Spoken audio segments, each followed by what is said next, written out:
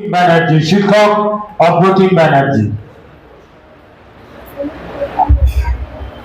উপস্থিত শ্রদ্ধেয় মহারাজ, শ্রদ্ধেয় আমাদের যিনি অতিথি মহাশয় এবং আমার সহকর্মী বৃন্দ সহ প্রিয় ছাত্রছাত্রী বৃন্দ, পয়লা বৈশাখ হলো বাংলা নববর্ষের প্রথম দিন। সম্ভবত মুঘল সাম্রাজ্যের সময় সম্রাট আকবরের সময় 1584 সালে চালু হয়।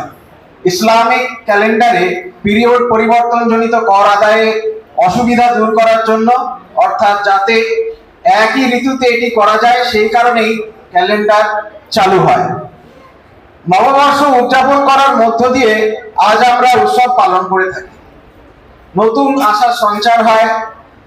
এটি কিন্তু কোনো ধর্মীয় উৎসব নয়, এটি সার্বজনীন উৎসব, অর্থাৎ সবাই মিলে পালন করা হয়। এখন উৎসবের ধরন ধারণ পাল্টেছে, আধুনিকতার ছোঁয়া লেগেছে, সেটাই স্বাভাবিক। এর দ্বারা এর গ্রহণযোগ্যতা বেড়েছে, আমরাও সামিল হচ্ছি।